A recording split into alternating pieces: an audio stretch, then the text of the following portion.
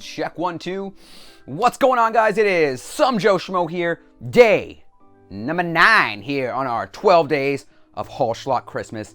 We are rapidly approaching the end here, guys, and I can't even begin to count the days until I can end this nightmare of mine. But, you know, I just gotta give you guys a quick little shout out for being troopers through this whole process. I know it's been a lot of movies. Even though I've broken up these double hour-and-a-half movies into like 15, 13 minutes, you guys have been watching them, you guys have been encouraging me, you guys have been giving me such positive comments that it reminds me of why I want to do this and why I continue to do this. So I just want to thank you guys so much from the bottom of this Joe Schmo heart of mine. With that being said, let's go ahead and jump into today's 2 movies, and we have another double feature for you, the Jerry from Parks and Rec double feature, featuring our first movie here we're gonna talk about, which is My Santa.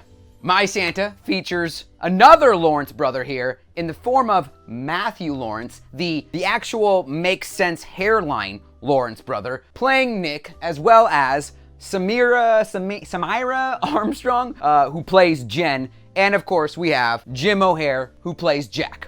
Now, the movie, I didn't know what this movie was about, but how we managed to pick another movie that falls into another similar category of Nick St. Nick. The movie revolves around Matt Lawrence, who plays Nick, who is the son of Santa Claus and is coming into his own, trying to fulfill the role of his father. You know, he's coming into, I would assume what you call like manhood, and is now attempting to find a bride to take back to the North Pole in order to, become this legacy. You'd have much better odds finding her in New York. No, God! The son of Santa, immediately we see some of the powers. But for me, it's a labor of love.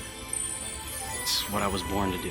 I don't know why, but I get a good feeling off. You can glamour people. Apparently, there's now a superhero power of Santa, which is now glamoring. I thought this was reserved for specifically vampires only. See me.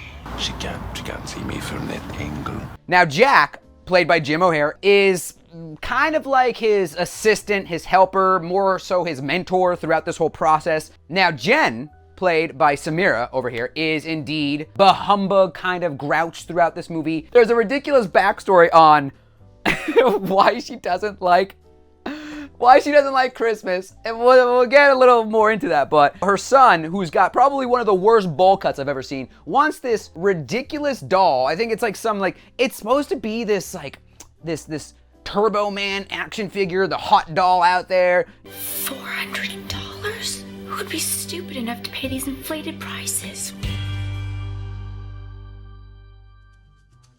Her son convinces Jen to go to the mall to visit Santa so that he can do his whole thing, asking Santa for... Let me think, a Mike Maxim Action Man?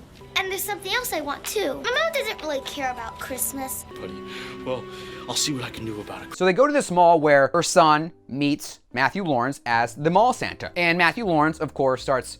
as a Santa would say, like, oh yeah, if you'll be a good boy, we'll give you the... Jen takes that a little personally in the sense of like, don't promise my kid things that aren't going to happen, which I get, I understand, All they see are ads for these extravagant toys they just gotta have. I've gotta be the bad cop and the good cop. Those are some bold promises that you're making. But then Matthew Lawrence, as Nick, decides to glamour, which I think he glamours her because she immediately has a 180 as far as her tone goes. Yeah, he's a really good boy. You must be so proud of him. Oh, well, I am. I guess he just like recognizes right then and there, like that's the woman I'm gonna marry. The next hour and some change is basically him trying to use these Santa powers of his in order to make her believe, again, capture the spirit of Christmas and in turn light this pathway into her heart so that she can become his bride. I can deliver it for you too. Oh, no, that's okay. Well...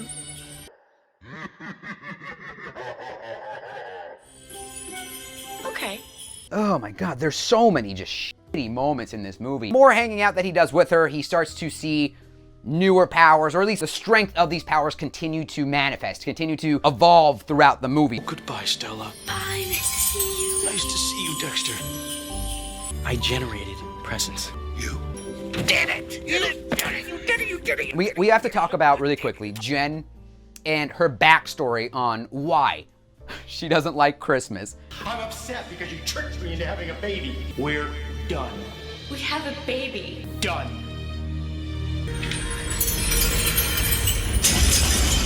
The husband just walks out, knocks over this stupid little, I don't know, like collectible figure she had, shatters it, and it's like a representation of her belief in the Christmas magic being shattered when her husband left her. They go to a roller rink, and I don't know why this upset me so much, but like in the middle of the roller rink, they have a piece of turf set up with stools that it's like, what if somebody just like crashes into, I don't know, man. As somebody who doesn't know how to ice skate, like the last thing I want to do is have another obstacle in the middle that I have to navigate around. Like that seems like a very dangerous idea. Nick finally reveals to her that I am Santa. He starts like basically just mouth diarrhea. Well, I am Santa's son. Look, Jen, I'm leaving for the North Pole tonight at midnight. I want you to come with me. That's what I've been trying to tell you. I love you. I love you, and I love Eric too. I want you both to come with me because you've made me ready to finally take over for my dad and become Santa myself so Christmas could continue. And of course, she takes this as, you're making fun of me. I told you a heartwarming story. Again, Santa Claus 2. You're delusional. You're a fraud. No, Jen. And as a desperation attempt, he manifests the action figure that the kid wanted. Yeah! And what else does he? He brings back the little figure that her ex-husband had broken on the way out. And this part, I wanted her to open it up, and then the husband just come back in. Stay broken. So, oh man, of course they take this as a sign that, okay, he is Santa Claus, and he does want us to go up there and spend the rest of our eternity at the North Pole. And then they end up together, and of course, in every Hallmark movie where you end up together and you kiss, it starts to snow. This movie was so stupid, and it's so balls that I guess the only redeeming thing about this was it was cool that he was glamoring people, but in actuality, he's like, he's just glamoring love? Like, isn't that like Magic 101? If you glamour love and if something were to happen with it, like, isn't that how Voldemort was born? Like, I don't know, man. My Santa, worthless piece of shit, guys. There it is. Alrighty, movie number 2 in our double feature, Jerry from Parks and Rec. We have Naughty and Nice. Not to confuse you guys with Naughty or Nice, which was an entirely separate movie, and frankly was the better of the two. What does my phone want? Off. You need to update Bixby voice to continue. Bixby, shut up. We have Naughty and Nice featuring, we have Haley Duff here who plays Sandra Love, and we have, no joke, Tilky Jones, who does indeed play Pepper Sterling. Haley Duff is looking like a little snack in this. The only real movie I remember her from was years ago in Napoleon Dynamite, and she's looking pretty... She's looking like a very beautiful woman. Now, Haley Duff playing Sandra Love is a radio talk show host, more so psychological talk show host for love or advice, that kind of like, it's like a love line kind of thing, right?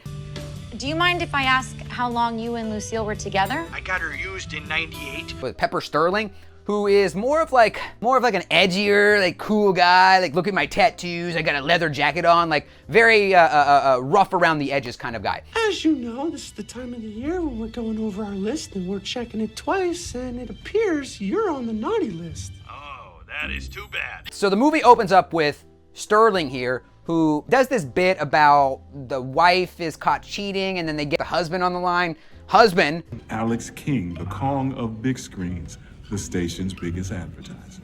They gotta send you, Pepper, dude, you messed up. We gotta get you out. You gotta lay low for a while. So what are we gonna do? We're gonna send you to another station. Where's that station? Oh, is it gonna be the one that Sandra Love is? Oh, you best bet your britches it is. So of course they send Sterling here to Colorado, also not Big Bear. Pepper is now acting as the new co-host to Sandra Love's talk show. Kenny, if I may offer my opinion. No, you may not. The fact that you're calling in on this show pretty much tells me that you're no George Clooney. So I'd say the chances of you getting rejected fall somewhere between sure thing and stone cold luck. Now obviously, Pepper is taking on that role where he is the more grinchy, you know, because he's from LA, which, gotta say, these movies actually take place in somewhere else other than New York, so props. Pepper takes on more of that role. The movie progresses, he sits in with Sandra throughout her broadcast and, you know, offers a little bit more spicier takes on some of the things that she is talking about. Take the money you blow in a tux and buy yourself an Xbox. It'll never leave you, nor will it ever tell you to share your feelings. Pepper and Sandra both kind of, you know, riffed off of one another. I'm sorry, what did you say? You two were a hit. In a miraculous, once again, 180 turnaround from... Thanks. It's just one bag. An asshole, rough kind of guy to a, oh yeah, I guess I could see what you're doing here is kind of cool, you know, blah, blah, blah. The nerdy, like, manager of this talk show, oh my God. Do we have the, oh, once again, sweater and undershirt. Sweater, undershirt, once again, making an appearance in these movies. Fantastic. I mean, this movie is real, like, man, this movie is very forgettable. Let me just say that right now. It's so forgettable, I'm almost struggling, like, thinking about what happened. There's a bunch of Christmas parties, Christmas activities happening, and we start to see a little bit more of the softer side of Pepper. You know, he helps this little girl through this little performance. I think I know the story. Need some help? I got a boner. They have this real weird scene where they're at a bar and she implies like, oh, you want some of the good stuff, and it's like, cool, all right, are we going a little bit more? I had something a little stronger in mind. Yeah? No, she brings them in for cookies, for sitting on the desk cookie session. And after this whole thing takes place, you know, he has a little bit of a story, a background about. And senior year rolls around, and I make elaborate plans to ask her to marry me. She signals line 2. I think she signals line 3, so there's Carrie on line 3 telling her new guy that she plans to leave me. Wait, this is gonna be a heartbreak story? Reveals this whole story, and of course she gets a little bit, you know, feels a little bad for the guy, a little sympathetic, and, you know, they start having a little bit more chemistry. See?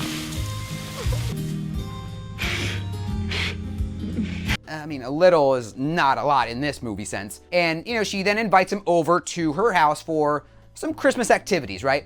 And who other than the very own Marsha Brady is Sandra Love's mother? You gotta give it up. You're that radio guy.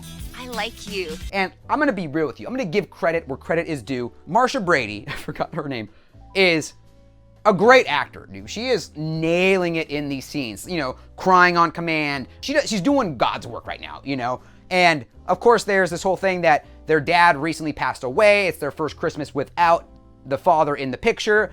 And Marsha, you know, kind of implies that it's like spending Christmas with your dad. He is exactly like your dad.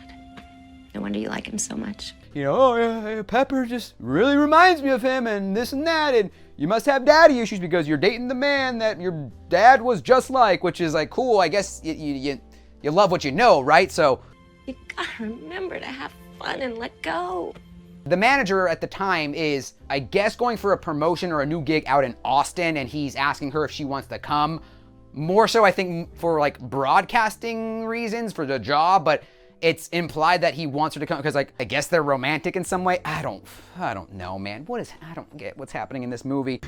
I'm just asking you to think about it. The radio station that Pepper was not let go from, but was relocated, you know, they call him up and they're asking him, like, we need you to come back. Ratings are tanking. Your people love the spiciness. So the ratings dropped 4%? Look, can you do me a favor and just not say anything to Sandy? He brings her over to LA, not really telling her that he's going back quite yet because they got a good thing going. Heaven forbid we ruin this good thing, right? It's an expression.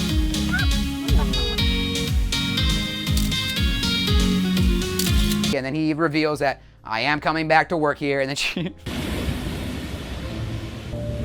I think you should let me explain. There's no need to. She gets all pissed off, like, oh, you lied to me, and she storms away, but it's like, in actual, like, he brought you here, so it's like, you still got it. Is she going back to the car, or where's she going? I mean, what's happening? Of course, Pepper goes back to his radio station, does his whole thing. Sandra goes back to her. She ends up saying yes to the whole Austin gig, and Pepper, you know, really doesn't have as much enthusiasm in his old role because of like how he's been broken down by Sandra Love in her talk show of love. He knows that he now loves Sandra. He wants to go there, confess his love, this and that. He gets there, right? And, oh man, calls in as a caller, does his whole, let me try to win you over.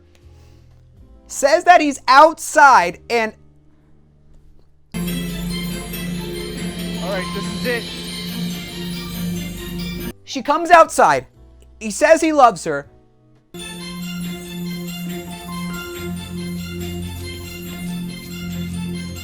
What? You guys, it was a week or two of being in this place, asking her to marry him. This is one of the most bonkers ending I think I've seen in a movie. That's it. And yes, Jerry's barely in this movie. I think he's like the studio manager or something like that, and he's barely in the movie, but hey, you know what? He's in the movie nonetheless, and we're putting him in the title regardless.